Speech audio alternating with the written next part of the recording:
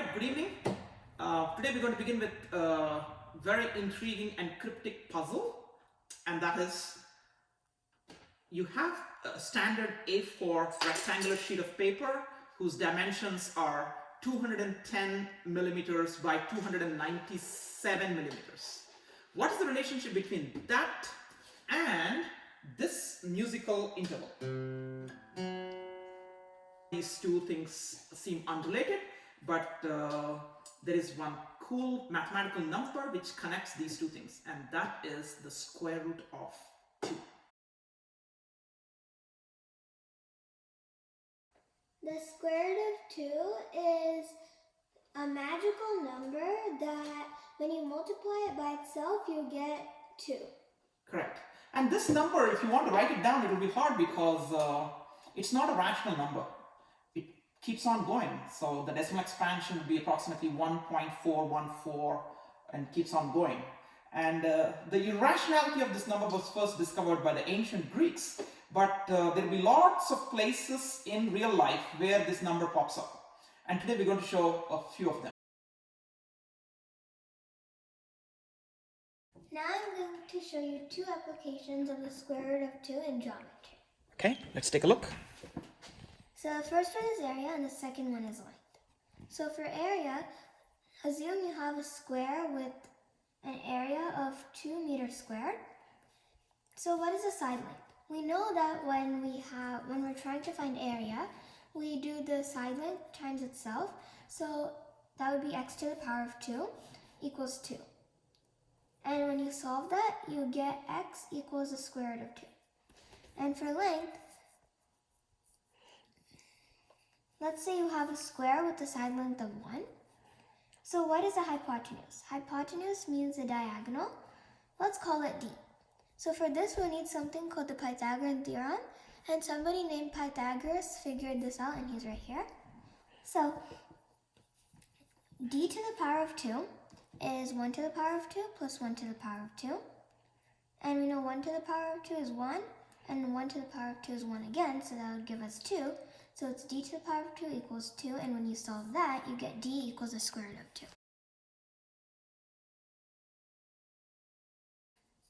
Alright, so what you're seeing here is an A4 size paper whose dimensions measure 210 millimeters and 297 millimeters. Again, where are these numbers coming from? And why did they pick these numbers and not 200 and 300, which have been much simpler?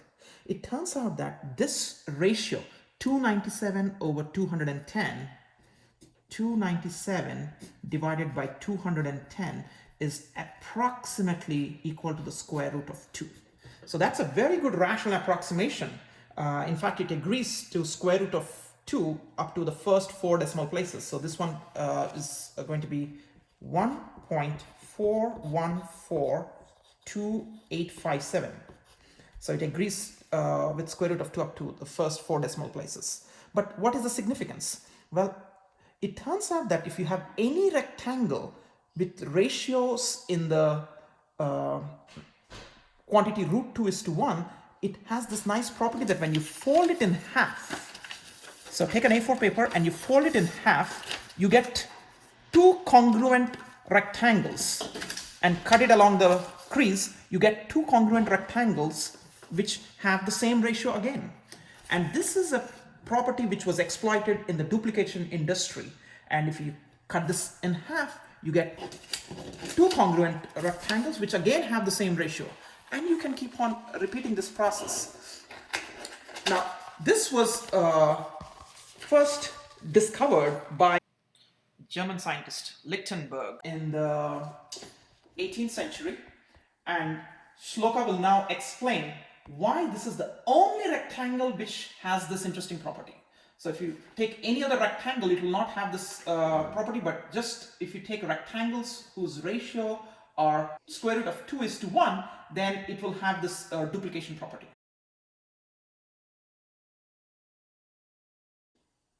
So let's say you have a rectangle, and this is B and this is A. So that's similar to, if you cut it in half here, then and you tilt it, then this will be a over 2 and b. And if those are similar, then you get a over b equals b over a over 2. And when you cross multiply, you get a to the power of 2 over 2 is b to the power of 2. And then it's a to the power of 2 equals 2b to the power of 2. And then when you divide by b to the power of 2, you get a to the power of 2 over b to the power of 2 is 2. And the answer is a over b is the square root of 2.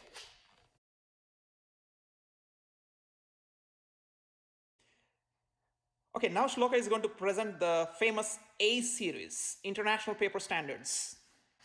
So this one right here is A4, so it's normal printer paper you use.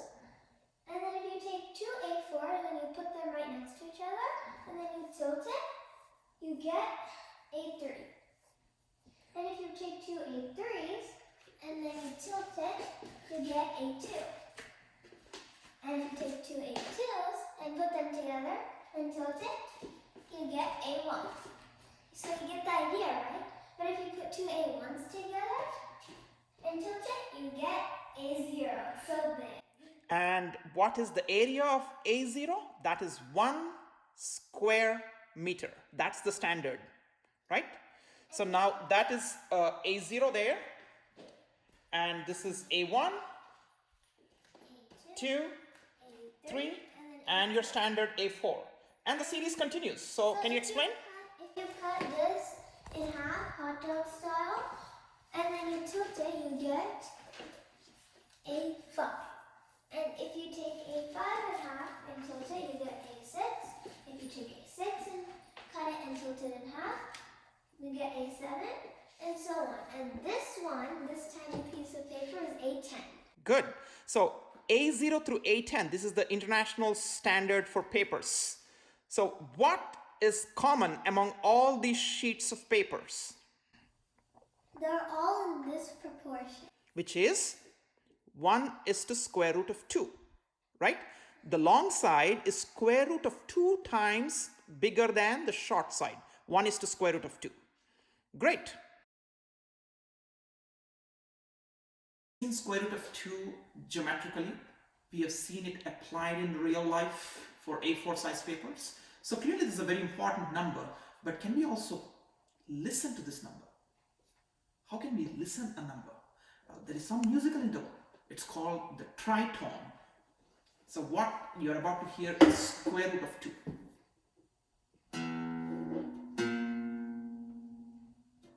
That's one. That's another one. And on the guitar fretboard, there are lots of square root of 2s. And where is this coming from? It turns out that in any musical instrument which is equal tempered, like the piano or the guitar, you have a note and its octave, which is double the frequency.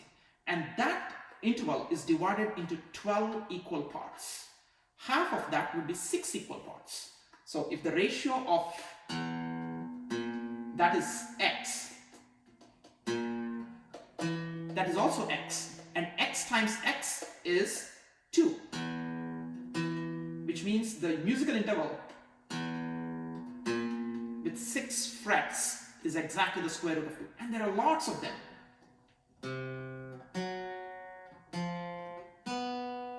They're not very musical, but they're dissonant, but that is square root of 2, and you can also listen to that on a violin.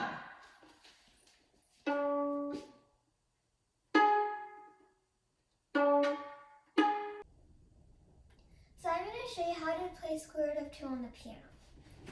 So we know that, so let's start with middle C.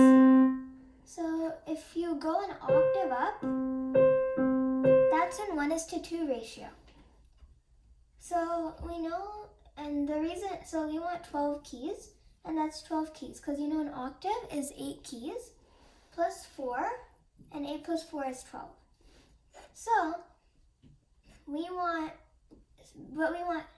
6 keys, because square root of 2 times square root of 2 is 2.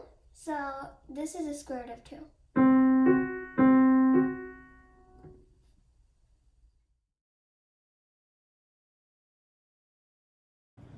So that was our introduction to the square root of 2. So let's summarize what we learned. We learned the definition of square root of 2, and we have seen how it can be applied in geometry, the area and the length problems, and we saw application in paper industry, duplication process. It saves you money, right? If you have a book which has 200 pages consisting of A4 sheets, using the technique, you reduce it, you can shrink it to A5 and get the job done in 100 pages. And that reduction is going to be nice because it's not going to distort the images. It still have the same shape but smaller size. And we saw how this is applied in music. The musical intervals on equal tempered instruments have frequencies square root of 2 separated by 6 half steps. And this brings us to a full circle and also gives you the solution to the riddle that we posed at the very beginning. What is the connection between A4 paper and tritones?